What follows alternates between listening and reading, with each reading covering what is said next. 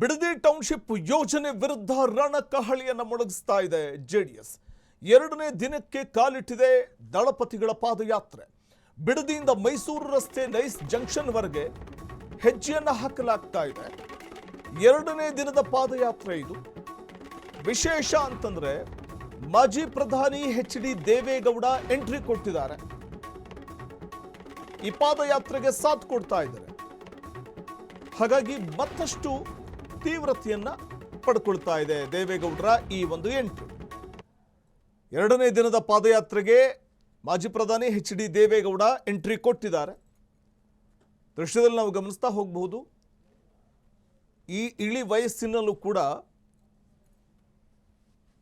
ರಾಜಕೀಯ ಧುರೀಣ ಮಾಜಿ ಪ್ರಧಾನಿ ಎಚ್.ಡಿ. ದೇವೇಗೌಡ ರೈತರ ಪರವಾದಂಥ ಬದ್ಧತೆಯನ್ನು ತಾವಿಲ್ಲಿ ತೋರಿಸ್ತಾ ಇರುವಂಥದ್ದು ಕಾಣಬಹುದಾಗಿದೆ. ಇಂತಹ ಸಂದರ್ಭದಲ್ಲಿ ಕೂಡ ತಾವು ರೈತರ ಜೊತೆಗೆ ನಿಲ್ತೇವೆ, ಬಿಡದಿ ಟೌನ್ಶಿಪ್ ಯೋಜನೆಯ ವಿರುದ್ಧ ರೈತರಿಗೆ ಸಾಥ್ ಕೊಡ್ತಾ ಇರುವಂಥ ಜೆಡಿಎಸ್ನ ನಿಖಿಲ್ ಕುಮಾರಸ್ವಾಮಿ ನೇತೃತ್ವದ ಪಾದಯಾತ್ರೆ ಸಂದರ್ಭದಲ್ಲಿ ಎಚ್.ಡಿ. ದೇವೇಗೌಡ ಕೂಡ ಪಾಲ್ಗೊಂಡಿದ್ದಾರೆ. ಮಾಜಿ ಪ್ರಧಾನಿ ಎಚ್.ಡಿ. ದೇವೇಗೌಡ ಅವರ ಈ ಎಂಟ್ರಿಯಿಂದ ಮತ್ತಷ್ಟು ತೀವ್ರತೆಯನ್ನು ಪಡ್ಕೊತಾ ಇರುವಂಥದ್ದು. ಬಿಡದಿ ಟೌನ್ಶಿಪ್ ಯೋಜನೆ ವಿರುದ್ಧದ ಈ ಒಂದು ಹೋರಾಟಕ್ಕೆ ಮತ್ತಷ್ಟು ತೀವ್ರತೆ ಸಿಕ್ಕಿದಂತಾಗ್ತಾ ಇದೆ. ಎರಡನೇ ದಿನಕ್ಕೆ ಕಾಲಿಟ್ಟಿರುವಂತಹ ಈ ಒಂದು ಪಾದಯಾತ್ರೆ ಬಿಡದಿ ಟೌನ್ಶಿಪ್ ವಿರುದ್ಧ ಜೆಡಿಎಸ್ ತನ್ನ ಸಮರವನ್ನು ಮುಂದುವರಿಸಿದೆ.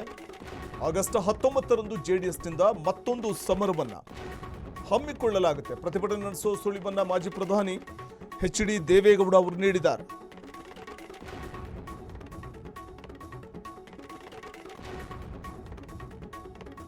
ಬೆಂಗಳೂರಿನ ಫ್ರೀಡಂ ಪಾರ್ಕ್ನಲ್ಲಿ ಪ್ರತಿಭಟನೆ ಸಾಧ್ಯತೆ ಇದೆ.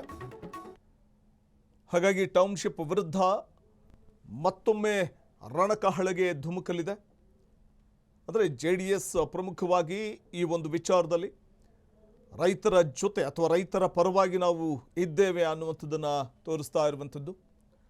ಬಿಡದಿ ಟೌನ್ಶಿಪ್ ಯೋಜನೆಯ ವಿರುದ್ಧದ ಈ ಒಂದು ಹೋರಾಟ ಮತ್ತಷ್ಟು ತೀವ್ರತೆಯನ್ನು ಪಡ್ಕೋತಾ ಇದೆ ಮತ್ತು ಆಗಸ್ಟ್ 19ರಂದು ಜೆಡಿಎಸ್ನಿಂದ ಮತ್ತೊಂದು ಸಮರವನ್ನು ನಡೆಸುವಂತಹ ಸುಳಿವು ಸಿಗ್ತಾ ಇದೆ. ಮಾಜಿ ಪ್ರಧಾನಿ ಅಧಿವೇಶನದ ನಡುವೆ ಬೃಹತ್ ಪ್ರತಿಭಟನೆ ನಡೆಸುವಂತಹ ಒಂದು ಪ್ಲಾನ್ ಅನ್ನು ಹಮ್ಮಿಕೊಂಡಿದ್ದಾರೆ. ಬೆಂಗಳೂರಿನ ಫ್ರೀಡಂ ಪಾರ್ಕ್ನಲ್ಲಿ ಪ್ರತಿಭಟನೆ ನಡೆಸುವ ಸಾಧ್ಯತೆ ಇದೆ.